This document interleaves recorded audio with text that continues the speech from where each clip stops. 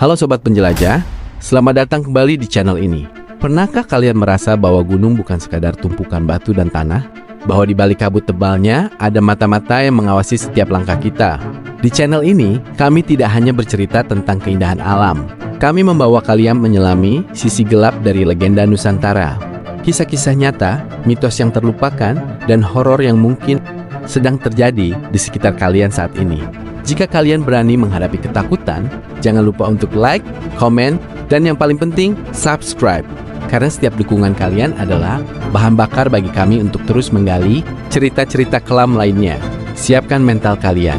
Petualangan kali ini mungkin akan mengubah cara kalian memandang kegelapan. Selamat menonton! Angin malam di Gunung Lawu tidak pernah bersahabat. Ia bukan sekadar hembusan udara dingin, melainkan bisikan halus yang menyelinap masuk ke dalam telinga.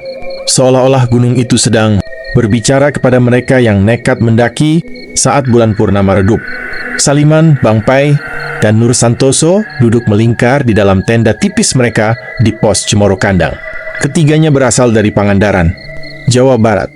Mereka datang ke Jawa Tengah dengan semangat, muda dan rasa penasaran yang berlebihan terhadap mitos-mitos Gunung Lawu. Saliman, si paling logis, sibuk memeriksa peta digital di ponselnya meski sinyal sudah hilang sejak 2 jam lalu. Bang Pai yang lebih tua dan berpengalaman sedang meracik kopi hitam di kompor kecil. Sementara Nur Santoso, si bungsu yang penakut tapi keras kepala, terus-menerus menatap keluar tenda ke arah kegelapan hutan pinus yang pekat. "Pai, kopinya jangan terlalu pahit," keluh Saliman tanpa mengangkat kepala dari layar ponselnya yang hanya menampilkan "No service." "Minum saja, Lin. Ini buat ngilangin ngantuk. Besok kita harus cepat turun sebelum siang. Cuaca lagi tidak stabil," jawab Bang Pai sambil mengaduk kopi dengan sendok logam. Bunyi kling sendok menyentuh muk terasa nyaring di tengah keheningan malam. Nur tiba-tiba menarik napas tajam. "Kalian dengar itu?" "Dengar apa?" tanya Saliman akhirnya menoleh. Suara orang berjalan. Di luar sana, langkah kaki berat. "Kruk, kruk, kruk," bisik Nur. Matanya membelalak ketakutan. Bang Pai tertawa kecil, mencoba mencairkan suasana. "Itu mungkin akar pohon yang patah karena angin, Neng. Atau mungkin kijang. Jangan parno dulu." Tapi Saliman merasa ada yang aneh. Udara di dalam tenda tiba-tiba menjadi sangat dingin. Jauh lebih dingin daripada suhu luar yang seharusnya sekitar 10 derajat Celcius. Napas mereka keluar sebagai uap putih tebal. Dan yang lebih mengerikan, suara langkah kaki itu semakin jelas. Bukan satu pasang kaki, tapi banyak. Seperti ada barisan orang yang berjalan mengelilingi tenda mereka. Tah, tah, tah. Mereka berhenti tepat di depan pintu tenda. Kumam Nur gemetar hebat. Ketiganya terdiam. Tidak ada yang berani bergerak.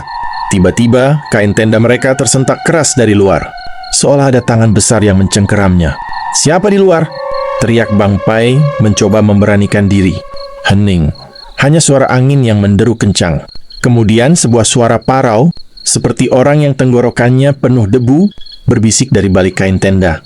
"Buka pintunya. Kami kedinginan." Saliman langsung mematikan senter. "Jangan dibuka. Siapapun itu, jangan dibuka." Tapi Nur dalam keadaan panik, tangannya tanpa sadar meraih resleting tenda.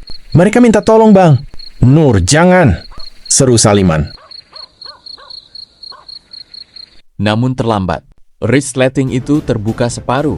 Kegelapan total menyergap mereka, dan dari celah tenda yang terbuka itu muncul sepasang mata merah menyala, tersenyum lebar hingga melewati batas wajar wajah manusia.